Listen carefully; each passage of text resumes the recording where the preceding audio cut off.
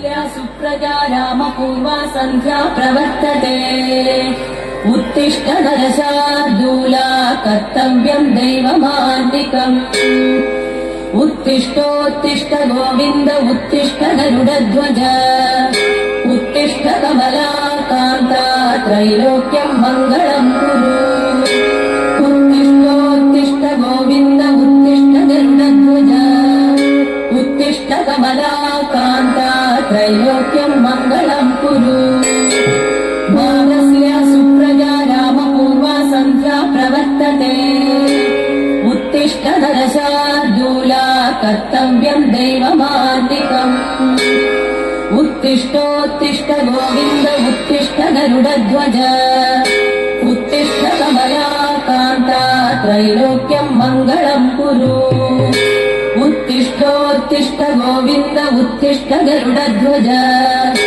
उत्तिष्ठ कमलाकान्ता त्रैलोक्यम् मङ्गलम् कुरु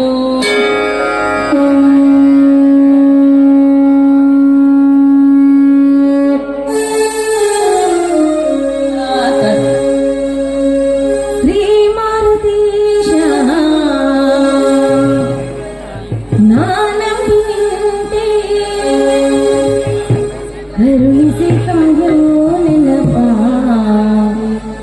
ದೇವನೇ ಕರುಣಿಸಿ ಕಾಯೋ ನೆನಪ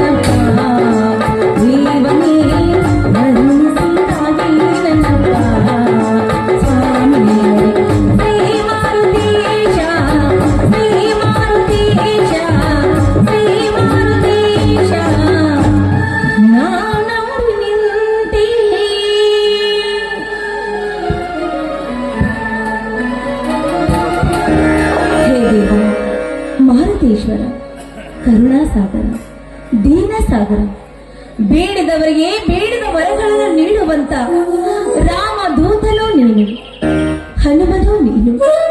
ನಿನ್ನ ಶಕ್ತಿ ಹೋಳುವುದಕ್ಕೆ ಸಾಧ್ಯವೇ ದೇವ. ಆದ್ರೆ ನಿನಗೆ ನನ್ನಿಂದ ಕೋಟಿ ಕೋಟಿ ನಮನಗಳು ದೇವ, ಕೋಟಿ ಕೋಟಿ ನಮನಗಳು.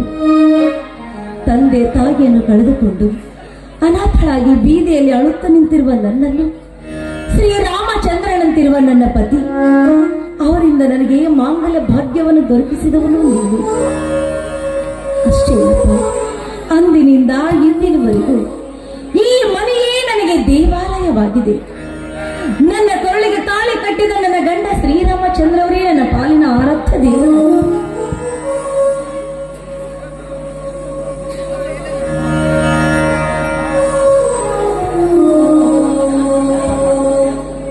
ಇದು ನನ್ನ ಮೈದನರು, ಭರತ, ಲಕ್ಷ್ಮಣರು, ನನ್ನ ಅವಳಿ ಪುತ್ರರಿದ್ದ ಹಾಗೆ.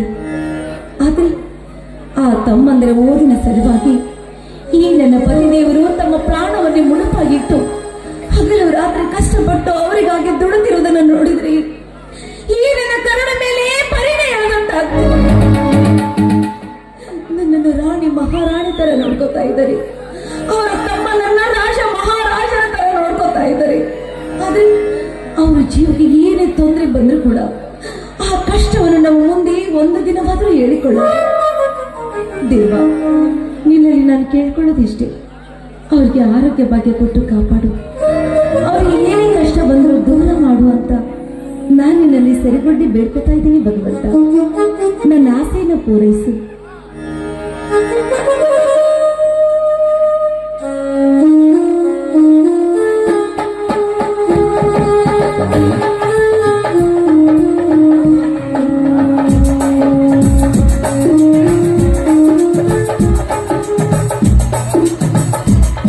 ನೇಗಿಲ ಹಿಡಿದ ಹೊಲದೊಳಗಾಡು ತಳ್ಳುವ ಯೋಗಿಯ ನೋಡಲಿ,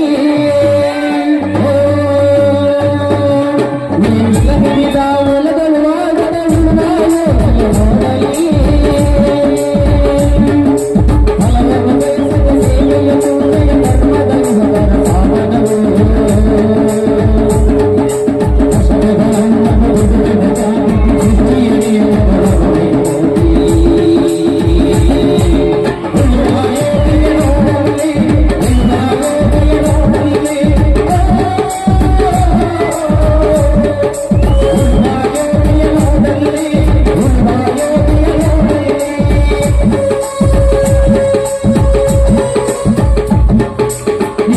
ಹಿಡಿದ ಹೊಲದಲ್ಲಿ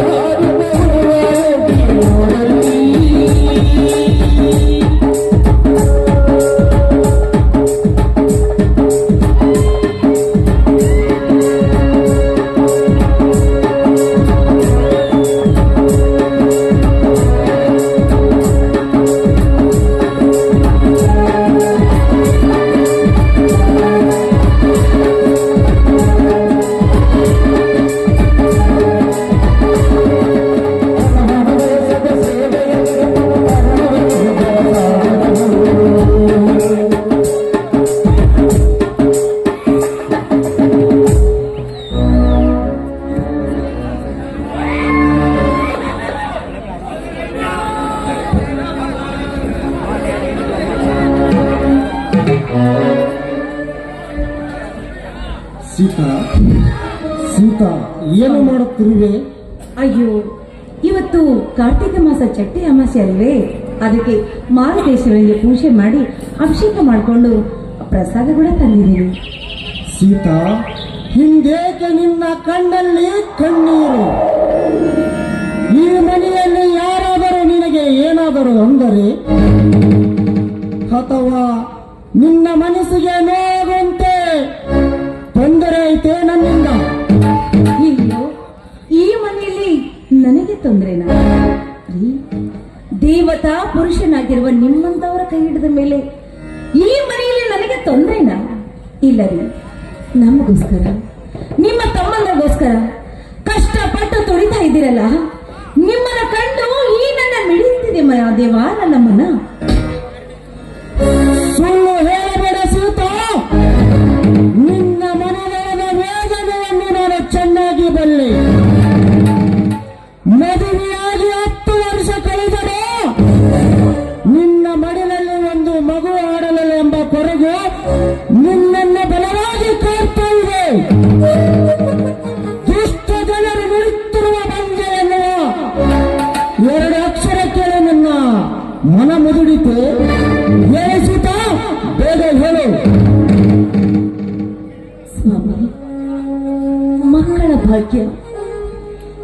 ಮುಂದಿನ ಭಾಗ್ಯ ನಾವು ಪಡ್ಕೋಬೇಕಾದ್ರೆ ಪುಣ್ಯ ಮಾಡಿರ್ಬೇಕ್ರಿ. ಇಲ್ಲಾಂದ್ರೆ ಆ ದೇವರ ಅನುಗ್ರಹ ಕೂಡ ನಮ್ಮ ಮೇಲೆ ಇರಬೇಕು. ಪುಣ್ಯನೂ ಇಲ್ಲ, ಈ ದೇವರ ಅನುಗ್ರಹನೂ ನಮಗೆ ದೊರಕಿಲ್ಲ ಅಂದಾಗ ನಾವು ಏನು ಮಾಡಲು ಸಾಧ್ಯ ಹೇಳಿ? ನೋಡಿ, ಹಾಗಂತ ನಾನು ಯಾವತ್ತೂ ಮಕ್ಕಳ ಬಗ್ಗೆ ಚಿಂತೆ ಮಾಡಿದವಳಲ್ಲ. ಯಾಕೆ ಹೇಳಿ? ಹೆತ್ತ ಮಕ್ಕಳಿಗಿಂತ ಹೆಚ್ಚಾಗಿ ಈ ನನ್ನ ಮೈದನರೇ ನನಗೆ ಹಚ್ಕೊಂಡಿರ್ಬೇಕಾದ್ರೆ ಇನ್ನು ಈ ಮಕ್ಕಳ ಚಿಂತೆ ನಾನು ಯಾಕೆ ಮಾಡಬೇಕು? ಮೆಚ್ಚಿದೆ ಸೀತಾ ನಿನ್ನ ಮಾತಿಗೆ. ನಿನ್ನಂತ ಸತಿ ಶಿರಮಣಿಯನ್ನು ಕೈ ಹಿಡಿದ ನಾನೇ ಭಾಗ್ಯವಂತ. ಮೈದುನರ ಮೇಲೆ ಕಟ್ಟಿಕೊಂಡಿರುವ ಕನಸು, ಹೊತ್ತಿರುವ ಹರಿಕೆ, ಇತರರಿಗೂ ಆದರ್ಶಪ್ರಾಯ ಸೀತಾ, ಇತರರಿಗೂ ಆದರ್ಶಪ್ರಾಯ. ನಿಜ. ಯಾಕಂದ್ರೆ ನಿಜವಾಗ್ಲೂ ಭಾಗ್ಯಶಾಲಿ ಆದವಳು ನಾನು. ಯಾಕೇಳಿ? ಆ ಶಿವನಿಗೆ ಹೂ ಅಂದ್ರೆ ಪಂಚಪ್ರಾಣ, ನನಗೆ ಈ ನನ್ನ ಪತಿರಾಜರಂದ್ರೆ ನನಗೆ ಪಂಚಪ್ರಾಣ. ನನ್ನನ್ನು ಮದುವೆ ಮಾಡಿಕೊಂಡು ಬಂದು ಈ ಮನೆಗೆ ನಾನು ಕಾಲಿಟ್ಟ ಮೇಲೆ ಈ ಮನೆಯಲ್ಲಿ ತೊಟ್ಟಲು ಕಟ್ಟಲಿಲ್ಲ, ಜೋಗಳವು ಕೇಳಲು ಕುಲಸಿದ ಶಬ್ದಗಳು ಈ ಕಿವಿಗೆ ಬೀಳಲೇ ಇಲ್ಲ. ಆದ್ರೂ ಕಿಚ್ಚಿದ ನನ್ನ ಮೇಲೆ ಪ್ರೀತಿ ಕಮ್ಮಾಗದೆ ನನ್ನ ಪಕ್ಕಕ್ಕೆ ಮತ್ತೊಬ್ಬ ಸವತಿಯನ್ನು ತರುವ ಸಾಹಸ ನೀವು ಮಾಡಿ ನಿಮ್ಮ ಋಣವನ್ನು ನಾನು ಹೇಗೆ ತೀರಿಸಲಿ ಸ್ವಾಮಿ? ನಿಮ್ಮ ಋಣವನ್ನು ನಾನು ಹೇಗೆ ತೀರಿಸಲಿ? ಹಳಬೇಡ ಸೀತಾ, ಹಳಬೇಡ. ನಾನು ದೇಹ, ನೀನು ಪ್ರಾಣ. ಬದುಕಿನ ಸಾಗರದಲ್ಲಿ ಅದೆಷ್ಟು ಎಲೆಗಳ ಬಂದು ಎದೆಗೆ ಅಪ್ಪಳಿಸಿದರು. ನಾವು ಅಂಜದೆ ಧೈರ್ಯವಾಗಿ ಈಜೀದರ ಸೇರೋಣ. ಆದರ್ಶ ದಂಪತಿಗಳೆಂಬ ಹೆಸರು ಪಡೆಯೋಣ. ಮಕ್ಕಳಿಲ್ಲದೆ ಕೊರಗುವ ನಿನ್ನನ್ನು ಕಂಡು ಬಂಜೆ ಎಂದು ಬಲ್ಲಂತೆ ಬಿರಿ ನುಡುತ್ತಿರುವ ಈ ಹೊರ ಸಮಾಜ ಒಂದಲ್ಲ ಒಂದು ದಿನ ತೊಟ್ಟಿಲ ತೂಗಿದ ಗರಿತು ಎಂದು ಕೂಗಿ ಅಲ್ಲಿವರೆಗೆ ನೀನು ಚಿಂತಿಸದೆ ತಾಳ್ಮೆಯಿಂದಿರಬೇಕು ಅಷ್ಟೇ. ತಿಳಿಸೇ? ಆಗ್ಲಿ ಸ್ವಾಮಿ, ನಿಮ್ಮ ಆಸೆ ಹೇಗಿದೆಯೋ ಹಾಗೆ ಆಗಲಿ. ಯಾಕೆಂದ್ರೆ ಗಂಡನಿಗೆ ಸುಖನೇ ಬರಲಿ, ದುಃಖನೇ ಬರಲಿ, ಪತಿಯ ಹೆಜ್ಜೆಯಲ್ಲಿ ಸತಿಯಾದವಳು ಹೆಜ್ಜೆ ಇಡುವುದು ನಮ್ಮಂತ ಗರತಿಯರ ಕರ್ತವ್ಯ ಅಲ್ವೇನ್ರಿ? ನೋಡಿ, ಇಂದಿನ ನಾಳೆ ಆ ದೇವರು ನಮ್ಮ ಮೇಲೆ ಕಣ್ ತೆಗೆದ್ರೆ ಒಂದಲ್ಲ ಎರಡಲ್ಲ ರೀ 10 ಮಕ್ಕಳ ಹೆತ್ತು ಈ ಮನೆ ತುಂಬಾ ಓಡಾಡ್ತಾ ಕುಣಿದಾಡ್ತಾ ಇರ್ಬೋದು. ನಿಜ ಸೀತಾ, ದೇವರು ಮಗನ ಕಷ್ಟವನ್ನು ಕೊಡುತ್ತಾನೆ, ನಂತರ ಕೈ ಹಿಡಿದು ಕಾಪಾಡುತ್ತಾನೆ. ನಾವು ತಾಳ್ಮೆಯಿಂದಿರಬೇಕು ಅಷ್ಟೇ. ತಿಳಿತೆ? ಸರಿ ರೀ, ಬಂದಿದ್ದು ಬರಲಿ, ಭಗವಂತನ ದಯವೊಂದಿರಲ್ಲ ಅಂತ ಈ ಜೀವನವನ್ನು ನಾವು ಸಾಗಿಸೋಣ. ಬನ್ನಿ, ಆ ದೇವರಿಗೆ ನಮಸ್ಕಾರ ಮಾಡಿ ನಿಮಗೂ ಪ್ರಸಾದ ಕೊಡ್ತೀನಿ, ಸರಿನಾ?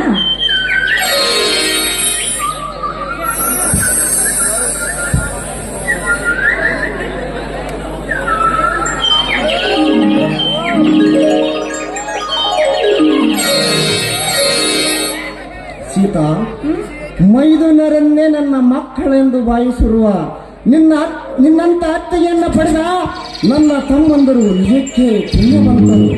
ಆ ಸೀತಾ, ನಿನಗೊಂದು ಮಾತು ಕೇಳಲಿ? ಒಂದು ಮಾತ ನೋಡಿ, ನೀವು 100 ಮಾತು ಕೇಳಿದ್ರು ಕೂಡ ಈ ನನ್ನ ಜೀವ ಕೊಟ್ಟಾದ್ರೂ ನಿಮ್ಮ ಮಾತನ್ನು ನಾನು ಪಾಲಿಸ್ತೀನಿ. ಅದ್ಯಾವ ಮಾತಂತ ಹೇಳಿ ನೋಡೋಣ. ಸೀತಾ, ನಿನ್ನ ಮೈದುನರಿಂದ ಮುಂದೆ ತೊಂದರೆಯಾದರೆ ಅದನ್ನು ಸಹಿಸಿಕೊಳ್ಳುವ ಶಕ್ತಿ ನಿನ್ನಲ್ಲಿದೆಯಾ ಸೀತಾ? ಯಾಕ್ರಿ, ಈ ನಿಮ್ಮ ಸತಿ ಮೇಲೆ ಅಪನಂಬಿಕೆ ಇದೆಯಾ? ನನ್ನ ಮೇಲೆ ನಿಮಗೆ ನಂಬಿಕೆ ಇಲ್ವೇನ್ರಿ? ಸ್ವಾಮಿ, ನಾವು ಸಸಿಯಾಗಿರುವಾಗ ಅದಕ್ಕೆ ನೀರಾಗಿ ಚೆನ್ನಾಗಿ ದೊಡ್ಡ ಮರವಾಗಿ ಬೆಳೆಸ್ತೀವಿ. ಯಾಕೆ ಗೊತ್ತಾ? ಮುಂದೆ ಒಂದು ದಿನ ನಮಗೆ ತಂಪಾದ ನೆರಳನ್ನೇ ಕೊಡುತ್ತಾ ಅಂತ. ಆದ್ರೆ ಆ ಮರವೇ ಬುಡ ಮೇಲಾಗಿ ಬೇರೆ ಸಮೇತ ಕಿತ್ತುಕೊಂಡು ನಮ್ಮ ಮೇಲೆ ಬಿದ್ದಾಗ ಅದು ನಮ್ಮ ದುರಾದೃಷ್ಟ ಅಂತ ಭಾವಿಸ್ಕೋಬೇಕಲ್ವೇನ್ರಿ? ಸೀತಾ, ನಿನ್ನ ಮಾತು ಕೇಳಿ ನಾನು ಮೂಕನಾದೆ. ಚಿನ್ನದಂತ ನಿನ್ನ ಮನಸ್ಸಿಗೆ ಸಲ್ಲದ ಪ್ರಶ್ನೆ ಕೇಳಿ ನೋವು ಮಾಡಿದೆ. ನಮ್ಮ ಕೈ ತುತ್ತುವಿಂದ ಬೆಳೆದವರು ಯಾವ ಕಾಲಕ್ಕೂ ನಮಗೆ ದ್ರೋಹ ಮಾಡಲಾರರು. ಮಾಡಲು ಆಗಲು ಸಾಧ್ಯವೇ ಇಲ್ಲ. ಯಾಕಂದ್ರೆ ಅವರು ಯಾರ ತಮ್ಮಂದರು ಗೊತ್ತಾ?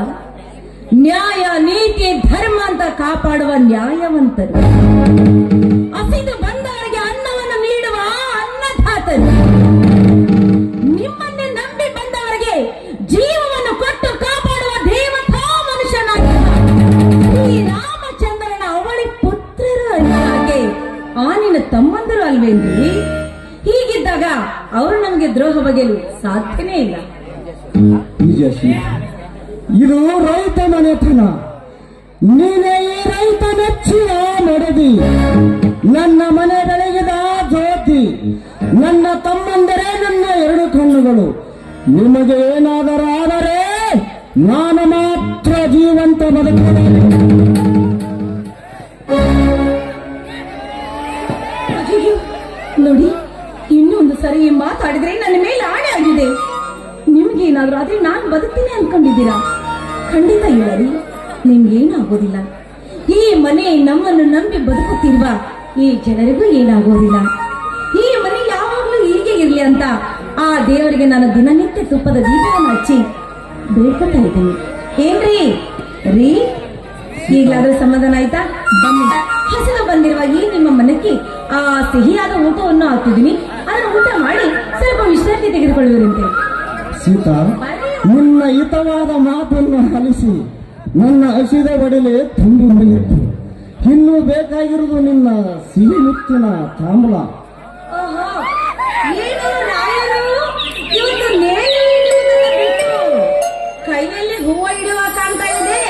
ರೀ, ಸಿಹಿ ಊಟ ಮಾಡುವಲ್ಲಿ ಏನ್ರಿ ಇದು ನಿಮ್ಮ ಕಹಿ ಮಾತು? ನೋಡಿ, ಅಯ್ಯೋ, ಮೈದುನನ್ನು ಬರುವ ಹೊತ್ತಾಯ್ತು. ಇಂಥ ಸಮಯದಲ್ಲಿ ತುಂಟಾಟ ಮಾಡೋದು ಒಳ್ಳೇದಲ್ಲ.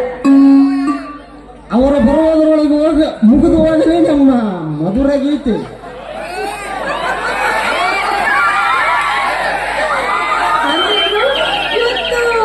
ತುಂಬಾ ರಸಕ್ಕೆ ರಾಶಿಯಾಗಿಬಿಟ್ಟಿದ್ದಾರೆ ನಮ್ಮ ಯಜಮಾನ್ರು. ಸರಿ, ನಾನ್ ಬೇಡ ಅಂದ್ರು ನೀವು ನನ್ನ ಬಿಡೋದಿಲ್ಲ ಅಂತ ಗೊತ್ತು. ನಿಮ್ ಮಾತು ಪಾಲಿಸ್ತಿದ್ರಿ, ಅದು ನನಗೆ ದ್ರೋಹ ಅಂತ ಅನ್ಸುತ್ತೆ.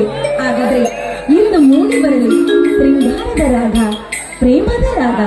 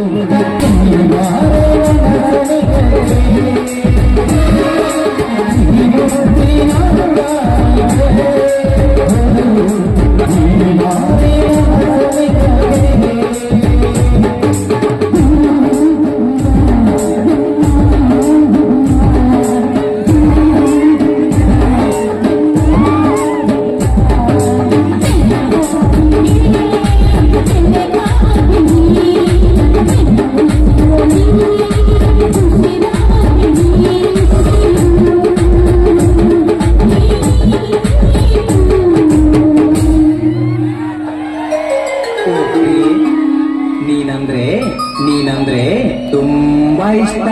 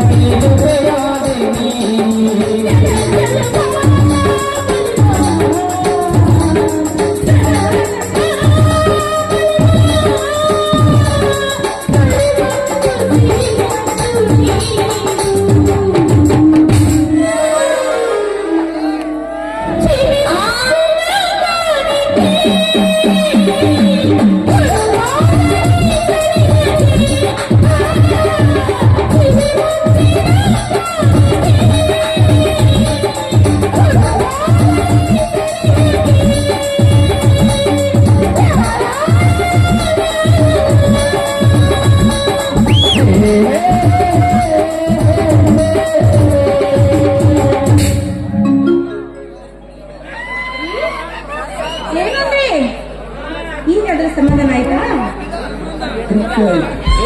ಸರಿ, ಹಾಗಾದ್ರೆ ಬನ್ನಿ. ಇವಾಗಾದ್ರೂ ಸಿಹಿ ಊಟ ಮಾಡ್ತೀರಾ ಅಥವಾ ಖಾರ ಖಾರ ಆಗಿರುವ ಮಾಡ್ತೀರಾ? ಬನ್ನಿ.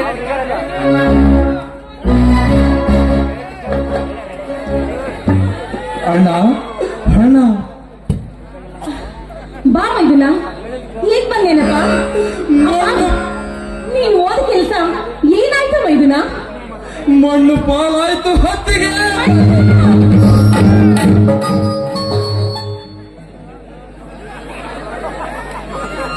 ಏನಾಯ್ತು? ಅದು ಏನಾಯ್ತು ಎಂದು ಹೇಳಿ ಲಕ್ಷ್ಮಣ, ಹೀಗೆ ನಗುತ್ತಾಗಿ ಮಾತಾಡಿದರೆ ನನಗೆ ಹೇಗೆ ತಿಳಿಯಬೇಕು? ಅಣ್ಣ, ಕಣ್ಣಿಗೆ ಎಣ್ಣೆ ಬಿಟ್ಟುಕೊಂಡು ಕಷ್ಟಪಟ್ಟು ಓದಿದ ನನಗೆ ಮೋಸ ಮಾಡಿದರಲ್ಲ ದುಷ್ಟ ಧನಿಕರರು. ನಾನೆಷ್ಟೇ ಉತ್ತಮ ಅಂಕಗಳು ಪಡೆದರು, ದುಡ್ಡಿನ ಆಸೆಗೆ ಮತ್ತೊಬ್ಬರಿಗೆ ನೌಕರಿ ನೀಡಿದ ಆ ವಂಚಕರಿಗೆ ನನ್ನಂತ ಬಡವರ ಕಣ್ಣೀರು ಕಾಣಿಸಿ ಏನಲ್ಲ ಕಾಣಿಸಿದೆ ಏನು? ಮೈದುನ, ಹೀಗೆಲ್ಲ ಹತಾಶನಾಗಬೇಡಪ್ಪ. ನೋಡು, ತುಂಡು ನೋಟಿಗಾಗಿ ಈ ಸಮಾಜ ಬದುಕುತ್ತಿರುವಾಗ ನಿಮ್ಮಂತ ವಿದ್ಯಾವಂತರಿಗೆ ಈ ರೀತಿ ಅವಮಾನವಾಗುವುದು ಸಹಜನೇ. ಹಾಗಂತ ನೀನು ಓದುವುದನ್ನು ನಿಲ್ಲಿಸಬೇಡ, ಪ್ರಯತ್ನ ಪಡು. ಮುಂದೊಂದಿನ ನಿನಗೆ ಫಲ ಸಿಕ್ಕೇ ಸಿಗುತ್ತೆ. ಯಾಕಂದ್ರೆ ಮರಳಿ ಪ್ರಯತ್ನವ ಮಾಡು, ಮರಳಿ ಪ್ರಯತ್ನವ ಮಾಡು ಅಂತ ಹಿರಿಯರು ಹೇಳಿದ ವಾಣಿ ನಿನ್ನ ಕೇಳಿರಲೇನು? ಹೌದು ತಮ್ಮ, ನಿನ್ನ ಹತ್ತಿ ಏನೋ ಮಾತಿನಲ್ಲಿ ಒಂದು ಅರ್ಥವಿದೆ. ಕತ್ತಲಾಯಿತೆಂದು ಕೊರಗುವುದಕ್ಕಿಂತ ಬೆಳಕು ಹುಡುಕುವ ಪ್ರಯತ್ನ ಮಾಡಬೇಕು. ಸಾಧ್ಯವಿಲ್ಲಣ್ಣ, ಸಾಕಷ್ಟು ಬಾರಿ ಪ್ರಯತ್ನಿಸಿದ ಒಂದು ನೌಕರಿ ದೊರಕಲಿಲ್ಲ ನನ್ನ ಪಾಲಿಗೆ. ಅಂದಾಗ ಅಂತ ಓದು ನನಗೆ ಬೇಡ. ನಿನ್ನ ಜೊತೆ ನಾನು ಭೂತಾಯಿ ಸೇವೆ ಮಾಡುತ್ತೇನೆ, ನಿನ್ನ ಹೆಗಲಿಗೆ ಹೆಗಲಾಗಿ ದುಡಿಯುತ್ತೇನೆ. ನಂಬಿದವರಿಗೆ ಈ ಭೂತಾಯಿ.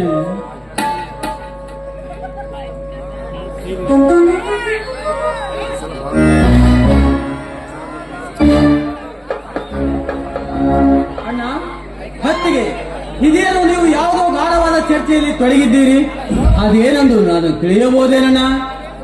ಬಾ ಭರತ್, ನಾನಂತೂ ಓದಲಿಲ್ಲ, ಬರೆಯಲಿಲ್ಲ. ನನ್ನ ತಮ್ಮಂದಿರಾದರೂ ಓದಿ ವಿದ್ಯಾವಂತರಾಗಲಿ, ಈ ಮನೆಗೆ ಹೆಸರಾಗಲಿ. ತಮ್ಮ ಕಾಲ ಮೇಲೆ ತಾವು ನಿಲ್ಲಲೆಂದು ಇಲ್ಲಿವರೆಗೆ ಕಷ್ಟಪಟ್ಟು ಓದಿಸಿದೆ. ಆದರೆ ಹಿಂದು ಕೆಲಸಕ್ಕೆಂದು ಹೋದ ನಿನ್ನಣ್ಣ ಲಕ್ಷ್ಮಣನಿಗೆ ಅನ್ಯಾಯ ಮಾಡಿದ್ದರಂತಪ್ಪ ಆ ಭ್ರಷ್ಟಾಧಿಕಾರಿಗಳು. ಅಂದರೆ ನಾನಿನ ಮಾತಿನ ಅರ್ಥ, ಹೌದು ಪರೀಕ್ಷೆಯಲ್ಲಿ ಪ್ರಥಮ ರ್ಯಾಂಕ್ ಪಡೆದ ನನ್ನನಿಗೆ ಮೋಸವಾಯಿತೆ. ಹೌದು ಭರತ್, ಕೆಲಸ ಬೇಕೆಂದರೆ 20 ಲಕ್ಷ ರೂಪಾಯಿ ಲಂಚ ಕೇಳಿದರು. ಅದು ನನ್ನಿಂದ ಆಗದು ಎಂದು ಹೇಳಿದಾಗ ನನ್ನನ್ನು ಕತ್ತಿಗೆ ಕೈ ಕೊಟ್ಟು ಕಚೇರಿ ಬಾಗಿಲಿಂದ ಹೊರಹಾಕಿದರು. ಇಂಥ ಅವಮಾನವನ್ನು ಹೇಗೆ ಸಹಿಸಲಿ ಭರತ್, ಹೇಗೆ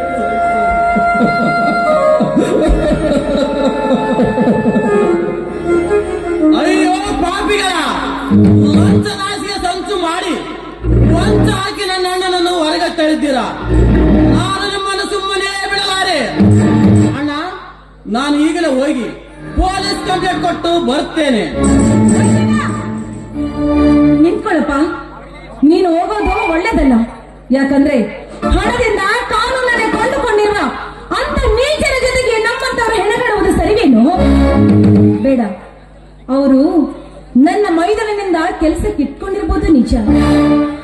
ಅವನ ವಿದ್ಯೆ ಅಲ್ಲ, ಅವನ ಭವಿಷ್ಯವಲ್ಲ. ಆಯ್ತು ಹತ್ತಿಗೆ, ಇಂದಿನಿಂದ ನನಗೆ ನೌಕರಿ ಆಸೆ ಹೊರಟು ಹೋಯಿತು. ಇನ್ನು ಮುಂದೆ ನನ್ನ ತಮ್ಮ ಭರತನಾದರೂ ಓದಲಿ, ಆ ಭ್ರಷ್ಟರಿಗೆ ಸರಿಯಾದ ಶಿಕ್ಷೆ ನೀಡಲಿ. ಮೈದುನ, ಹಾಗೆಲ್ಲ ಮಾತಾಡ್ಬೇಡಪ್ಪ. ನೋಡು, ನೀನು ಓದ್ಬೇಕು. ನೀನು ಓದುವುದನ್ನ ನಿಲ್ಲಿಸ್ಬೇಡ. ಭರತನು ಓದ್ಲಿ.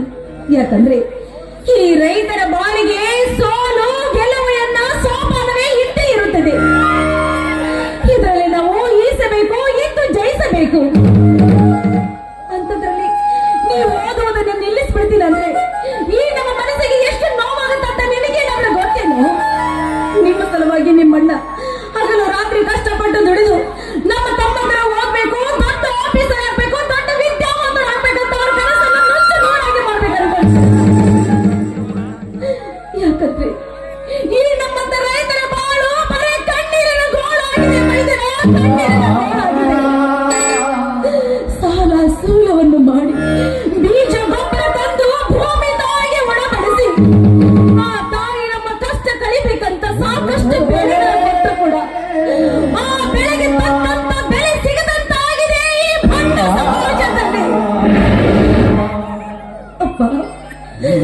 ನಮ್ಮಂತ ರೈತರು ಸಾಲ ಮಾಡಿ ಬದುಕುವುದೇ ನಮ್ಮಂತವರ ಬದುಕಾಗಿದೆಯಪ್ಪ.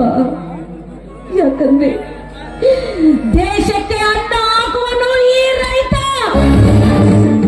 ಸಮಾಜದಲ್ಲಿ ಕಂಡವರ ಮುಂದೆ ಕೈ ಒಡ್ಡಿ ಭಿಕ್ಷೆ ಬೇಡುವುದು ಈ ಸಮಾಜದಲ್ಲಿ ನಾವು.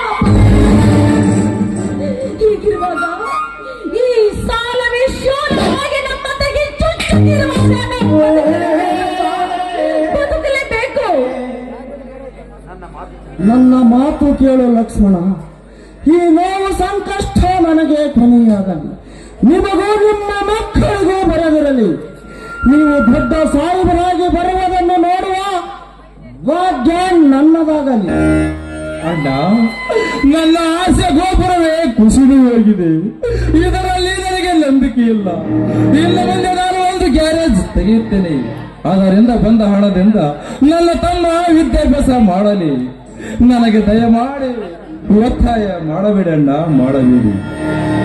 ಆಗಲಿ ಸೋದರ, ನಿನ್ನ ಇಷ್ಟದಂತೆ ಆಗಲಿ. ನಿನ್ನ ಮನಸ್ಸನ್ನು ನೋಯಿಸುವ ಪ್ರಯತ್ನ ಮಾಡಲಾರೆ. ನಿನ್ನ ಹಿಂದೆ ನಿನ್ನಣ್ಣ ಸದಾ ಬೆನ್ನೆಲುಬಾಗಿರುತ್ತೇನೆ, ಚಿಂತಿಸಬೇಡ. ಅಣ್ಣ, ನಾನು ಕೂಡ ಪೊಲೀಸ್ ಹುದ್ದೆಗೆ ಅರ್ಜಿ ಸಲ್ಲಿಸಿದ್ದೇನೆ. ಹಣದ ವಿದ್ಯಾಭ್ಯಾಸ ಮಾಡುತ್ತಿರುವೆ. ಪೊಲೀಸ್ ನೌಕರಿ ಸಿಕ್ಕೇ ಸಿಗ್ತದೆ ಎಂಬ ನನ್ನ ಮನಸ್ಸು ಬಲವಾಗಿ ಹೇಳುತ್ತಿದೆ ಅಣ್ಣ. ನೋಡಪ್ಪ, ನಿಮಗೆ ನಾವು ಯಾವ ತೊಂದರೆನೂ ಮಾಡಲ್ಲ. ನಿಮ್ಗೇನ್ ಇಷ್ಟನೋ ನೀವು ಅದನ್ನೇ ಮಾಡಿ, ನಿಮಗೇನ್ ಇಷ್ಟನೋ ನೀವು ಅದನ್ನೇ ಮಾಡಿ. ಆದ್ರೆ ಸಮಾಜದಲ್ಲಿ ತಂದೆ ತಾಯಿಗಳ ಮರ್ಯಾದೆ, ಅಣ್ಣ ಅತ್ತಿಗೆಯರ ಮರ್ಯಾದೆ ಕಳೆಯುವಂತ ಮಕ್ಕಳು ನೀವು ಆಗ್ಬಾರ್ದು. ಅದೇ ನಮ್ಮ ಆಸೆ. ಯಾವಾಗ್ಲೂ ಈ ಮನೆ ಸಂತಸದಿಂದ ತುಂಬಿ ಹರಿಸಲಿ ಅಂತ ಆ ದೇವರ ಹತ್ರ ನಾನು ಬೇಡ್ಕೋತೀನಿ. ಬನ್ನಿ ಎಲ್ಲರೂ ಸೇರಿ ನಿಮ್ಮಂತ ಹತ್ತಿಗೆಯನ್ನು ಪಡೆಯಲು ನಾವೇ ಭಾಗ್ಯವಂತರು. ನೀನು ನಮ್ಮ ಹತ್ತಿಗೆ ಅಲ್ಲಮ್ಮ, ಎತ್ತ ತಾಯಿ, ಎತ್ತ ತಾಯಿ. ಈ ತಾಯಿ ನಿಮಗೆ ಇವತ್ತು ಕೈಯಾರೆ ಊಟ ಮಾಡಿಸ್ತಾಳೆ. ಎಲ್ಲರೂ ಸೇರಿ ಊಟ ಮಾಡೋಣಂತೆ, ಬನ್ನಿ. ಅಲ್ಲುಂಟು ಇಲ್ಲುಂಟು ಎಂದು ಕಾಣದ ಹುಡುಗುಡುರೆ ಹರಿಯುವ ನೀರಲ್ಲಿ ಮುಳುಗುಳುವ ಮುಗುಳಿರುವ ಕಲ್ಪನೆಯೂ